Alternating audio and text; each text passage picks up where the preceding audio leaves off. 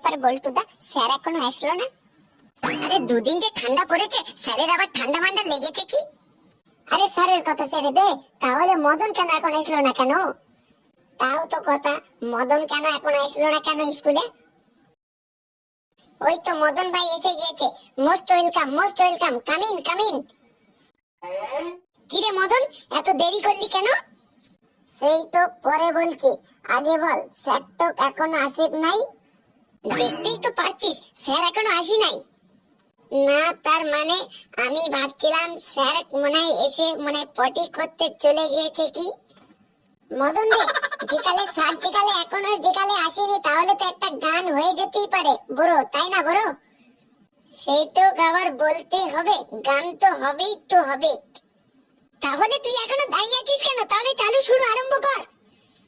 আমি শুই না বিড়ি খাইনি গাঁজা, আমি শুই না বিড়ি খাইনি গাঁজা, যদি খৈনি একটু পাই তোমাদের মাঝে আমি গান গেয়ে যাই, আমি তোমাদের ভালোবাসায় গান গেয়ে যাই।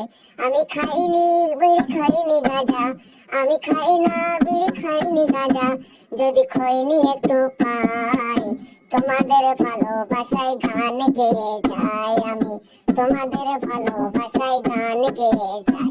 আমি খইনি বিড়ি খইনি গাঁজা, আমি শুই না বিড়ি খাইনি গাঁজা, যদি খইনি একটু পাই তোমাদের মাঝে আমি গান গেয়ে যাই, আমি তোমাদের মাঝে আমি গান গেয়ে যাই।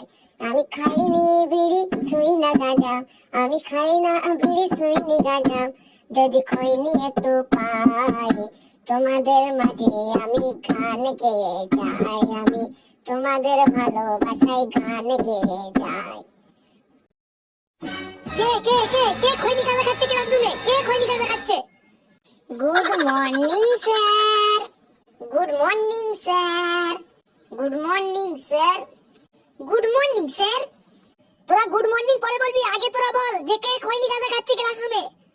স্যার ক্লাসে কেউ খৈনি গাঁজা খাচ্ছে না স্যার। আমি কি তাহলে কি ভুল শুনলাম? কে যেন বলছিল খৈনি বিড়ি গাঁজা এসবগুলো বলছিল, চিল্লে চিল্লে কে বলছিল? স্যার খৈনি বিড়ি গাঁজা এগুলো কেউ খাচ্ছিল না, মদন গান বলছিল স্যার। কি রে মদন, তুই মাদক দ্রব্য নিয়ে গান বলছিলি? এরপর যদি কোনোদিন যদি মাদক দ্রব্য নিয়ে যদি গান বলিস, তাহলে তোর মাথা ন্যাড়া করে টিকিলি ঝুলিয়ে দেবো। সকাল সকাল সাতটাকে কেরাম লাগান দিলাম। মদন তুই কি বললি রে? স্যার কিছুই বলি নাই তো। আমাকে তুই কি বোকা পেয়েছিস? তুই একটা কিছু একটা বললি। সত্যি স্যার, এই চেয়ার টেবিলের দিব্যি দিয়ে বলছি স্যার, আমি কিছু বলি নাই স্যার। তাহলে তোর মুখ নড়লো কেন? তুই কি মুখে কি সুপারি পান ভরে এসেছিস? এই সবাই বসে পড়। তোরা সবাই মনোযোগ দিয়ে শোন। গুণতা ছাত্র ছাত্রীরা, সামনে যে জানুয়ারি মাস আসছে, জানুয়ারি মাসে একটা কম্পিটিশন একটা ক্লাস আছে। ক্লাস বলতে কুইজ ক্লাস, 15টি দেশের কুইজ হবে। আমি তো ভাবছি যে তোদের ওই কুইজে নাম দেওয়ার জন্য চেষ্টা করছি আমি, কেননা প্রিন্সিপাল স্যারের সাথে কথা বলে এসেছি যে তোদের এই কুইজে আমি নিয়ে যাব। তা তোরা ঠিকঠাক ভাবে পড়াশোনা কর। কি মজা কি মজা, তাহলে এবার আমরা বাইরের দেশে ঘুরতে যাব ঘুরতে যাব। আমারও মজা হয়েছে বটে, কেননা জীবনের প্রথমবার বাইরের দেশে প্লেনে করে ঘুরতে যাব বটে। কে বললো তোদের যে বাইরে যে নিয়ে যাব তোদের প্লেনে করে? কে বললো? কেন স্যার, কেননা বাইরের দেশে যেতে গেলে তো প্লেনে করে যেতে হয় বটে। সে যে যাই যাক, কেননা আমি একা প্লেনে করে যাব, তোদের আমি ট্রেনের টিকিট কাটিয়ে দেবো। তোরা কেননা ট্রেনে করে যাবি আর আমি যাব প্লেনে করে। স্যার ট্রেনে করে বাইরে যাব, কারণ আজও পর্যন্ত কেউ কি বাইরে গিয়েছে যখন ট্রেনে করে গিয়েছে? সব গিয়েছে তো প্লেনে করে স্যার। যারা বাইরে গিয়েছে তারা যদি প্লেনে করে যায়, তোরা না এবার না ট্রেনে করে যাবি, তা কি হয়েছে বল্টু? এবারে শোন, কেননা ওখানে তোদের ট্রেনে প্লেনের ব্যাপার না, ওখানে যে কুইজ কম্পিটিশন ক্লাস হবে বা ওখানে ফার্স্ট সেকেন্ডের যে পুরস্কার আছে সেটাই তোদের আছে বড় প্রশ্ন। ও বড় পুরস্কার তোদের ওইটা হলো, তোদের ট্রেনে প্লেনে ওটা বড় তোদের এ নাই। তোরা মনোযোগ দিয়ে শোন, তোদেরকে আমি কিছু প্রিপারেশন ক্লাস নেব, কেননা ওখানে যেসব কুইজ প্রতিযোগিতায় যেসব গুলো ধরবে সেসব গুলো প্রিপারেশন ক্লাসগুলি তোদের নেব। 115টা দেশকে তোদের গোহারা হারিয়ে তোদেরকে প্রথম পুরস্কার নিয়ে আসতে হবে। স্যার আপনি তো আছেন, তাহলে আমাদের কোনো চিন্তাই নেই, কারণ আপনি থাকলে আমাদের বুকটা ভীষণ বড় বড় লাগে। কারণ আপনি যদি থাকেন তাহলে আমাদের কোনো টেনশনই থাকবে না। আমরা 115টা দেশটাকে একদম পুরো হারিয়ে আমরা প্রথম পুরস্কারটাই নিয়ে আসবো স্যার। তোরা সবাই সত্যি বলছিস তো? তোদের কম্পিটিশন দেখে তো আমার তো খুবই ভালো লাগছে, মজাও লাগছে খুবই। হ্যাঁ স্যার, বল্টু ঠিকই বলেছে। কেননা আপনার মতো কুইজ মাস্টারের হাতটা যদি আমাদের মাথার উপরে থাকে তাহলে আমরা কাউকে ভয় পাই না বটে। তা বেশ, তোদের তো কম্পিটিশন দেখে তো আমার তো খুবই মজা লাগছে, ভালো লাগছে। তা ঠিক আছে, তোদেরকে কুইজে আমি পুরো বাঘ বাচ্চা করে ছাড়বো, পুরো বাঘ বাচ্চা করে ছাড়বো। ওকে স্যার, তাহলে আপনি তাহলে শুরু করুন। আমাদের কুইজে পুরো বাঘ বাচ্চা বানিয়ে দিন, তো পুরো একদম বাঘ বাচ্চা বানিয়ে দিন।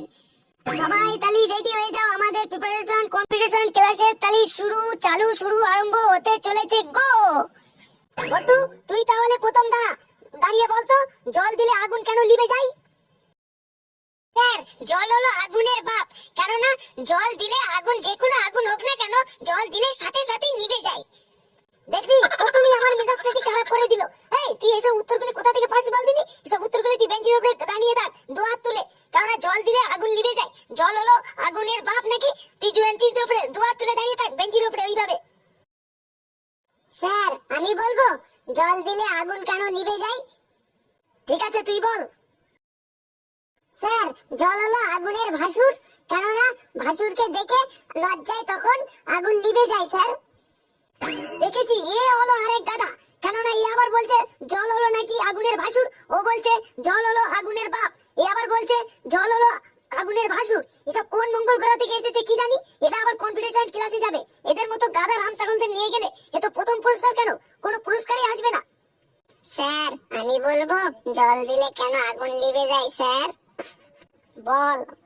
স্যার, আগুন জল দিলে, কেননা আগুনের ধারে পাশে বাতাস আসতে পারে না বলে, এবং আগুনের যদি বেশি পরিমাণ জল ঢালা হয় কার্বন ডাই অক্সাইড আসতে পারে না, তার কারণ ফলে জল আগুনটাকে নিভে যায় স্যার। একদম তুই ঠিক বলেছিস গাবলু, তুই বসে পড়। ফসকে, তুই বলতো ভিখারি কাদের বলে? স্যার, যারা রাস্তা ঘাটে ও বাজার ঘাটে ও মাঠে ঘাটে বা বাড়িতে যারা ভিক্ষা করে তাদেরকে ভিখারি বলে স্যার। স্যার, ফসকের অ্যানসারটা ঠিক হয় নাই বটে। তা বেশ মদন, তুই তাহলে অ্যানসারটা ঠিক করে বলতো, ভিখারি কাদের বলে? স্যার, যেসব ছেলে মেয়ের বাপেরা যখন বিয়ে দেওয়ার সময় মেয়ের বাপের কাছ থেকে যেসব টাকা পয়সা নিয়ে নেয়, যেইভাবে গাড়ি বাড়ি সোনা দানা যেইভাবে চাই, তাদেরকে বড় ভিখারি বলে বটে। বাহ মদন, বাহ, তুই এত যে বড় ইন্টেলিজেন্ট, আগে তো আমি জানতাম না। তুই খুবই সুন্দর অ্যানসার দিয়েছিস, বাহ মদন বাহ। স্যার, আমি জন্ম থেকেই একটু ইন্টেলিজেন্ট বটে। সে তো বুঝতেই পারছি। তুই এখন তাহলে বসে পড়। গেলটু, তুই দাঁড়িয়ে বলতো, রাতের বেলা ভাত না খেলে কি হয়? স্যার, আপনি একদম পুরো বাচ্চা ছেলেদের মতো প্রশ্ন করেছেন। এ তো পুরো ইজি অ্যানসার। কেননা রাতের বেলা যা ভাত না খেলে তাহলে সকালবেলা সেই ভাতটা পান্তা হয়ে যায় স্যার। বাপরে বাপ, এরকম অ্যানসার তো আমি কোনো সময় শুনিনি। তাহলেও এই অ্যানসারের মধ্যে একটি যুক্তি আছে। তুই এখন বসে পড়। নে, এবার আমি প্রশ্ন করছি, যে বলতে পারবি সে হাত তুলবি। কেননা এটা হলো সবার জন্য এই প্রশ্নটি। বলতো, রাস্তায় যে গাড়িগুলো চলে, রাস্তায় গাড়িগুলো চলার পেছনে কি লেখা থাকে? স্যার, আমি তো হাত তুলেই আছি, তাহলে আমি বলবো স্যার।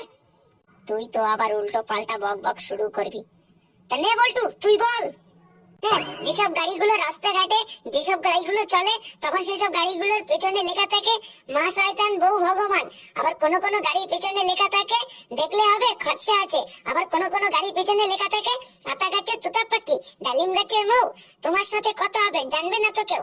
আবার কোন কোন গাড়ির পেছনে লেখা থাকে গাড়ির রাজা টাটা আর জুতোর রাজা বাটা, আমার দিকে মুখ গাড়ালে মারবো মুখে ঝাঁটা। আবার কোন কোন গাড়ির পেছনে আবার লেখা থাকে হিংসা করো না, চেষ্টা করো তোমারও একদিন হবে। তুই এবার তোর ফালতু বক বক করা বন্ধ কর। কারণ গাড়ি অ্যাক্সিডেন্টের জন্য তুই যা বলেছিস, এতে এমনিতেই অ্যাক্সিডেন্ট হবে। কেননা পেছনে যে গাড়িটা থাকে সেসব ওই লেখাগুলো পড়তে পড়তে তখনই তো অ্যাক্সিডেন্ট হয় বেশি। স্যার, আমি বলবো গাড়ির পেছনে কি কি লেখা থাকে যাতে অ্যাক্সিডেন্ট না হয় স্যার। বল দেখি, তুই বল। স্যার, গাড়ির পেছনে লেখা থাকে সাবধানে গাড়ি চালান আর জীবন বাঁচান স্যার। একদম কারেক্ট অ্যানসার। কেননা তুই একমাত্র স্কুলের মান সম্মানটা তুই একমাত্রই বাঁচিয়েছিস। স্যার, আমি একটু বসবো, আমার মাথাটা কেমন টনটন করছে স্যার। এই তোর কাহিনী শুরু হলো, মাথা টনটন পা ঝনঝন, তোর এক্ষুনি এই কাহিনীগুলো শুরু হলো। সত্যি স্যার, মাথাটা কেমন টনটন করছে স্যার। তা বেশ, তোকে আমি একটা অ্যানসার ধরবো, তুই যদি ঠিকঠাক ভাবে যদি উত্তর দিতে পারিস তাহলে তুই বুঝতে পারবি। তা বলতো, রকেট আকাশে উড়ে যায় কিন্তু পৃথিবীতে আর আসে না কেন? স্যার, রকেট পৃথিবীতে কেন ফিরে আসে না তার কারণ হলো সব বৈজ্ঞানিকরা মিলে তারা একটা বৈঠক করে তখন সেই রকেটটার পেছনে আগুন ধরিয়ে দেয়। সে তখন যাওয়া যন্ত্রণায় ছটফট করতে করতে সে তখন আকাশে উড়ে যায়। সে তখন আর পৃথিবীর থেকে আসতে চায় না, কেননা সে জানে যে যদি আবার যদি পৃথিবীতে যায় তাহলে আবার যদি আমার যদি পেছনে যদি আবার আগুন ধরিয়ে দেয় তাহলে তো আমি আর বাঁচবো না। তার কারণে সে পৃথিবীতে আর আসে না। স্যার, কি বললি তুই? যে রকেটের পেছনে আগুন ধরিয়ে দেয় সেই যাওয়া যন্ত্রণার ভয়তে সে আর পৃথিবীতে আসে না? তুই ওই বল্টুর সাথে থেকে থেকে বল্টুর মতো হয়ে গেছিস। তোর মেরে না, তোর সামনে যে কটা দাঁত আছে না পোকা দ্বারা, তোর দাঁত কটা ফেলে দেবো। আমি ভেবেছিলাম তোদের যে বাইরে যে নিয়ে যাবো প্লেনে করে, ও ট্রেনে করে নিয়ে যাবো ভেবেছিলাম, তো তোদের ট্রেনে করে নিয়ে যেতে দেবো না, কেননা তোরা এবার হেঁটে হেঁটে যা। স্কুলের ঘন্টা পড়ে গেল, আমি এখন চলে যাই। তোরা যেইভাবে দাঁড়িয়ে আছিস ওইভাবে দাঁড়িয়ে থাকবি, পুরো 7 দিন ওইভাবে দাঁড়িয়ে থাকবি। আমি এখন চলে গেলাম।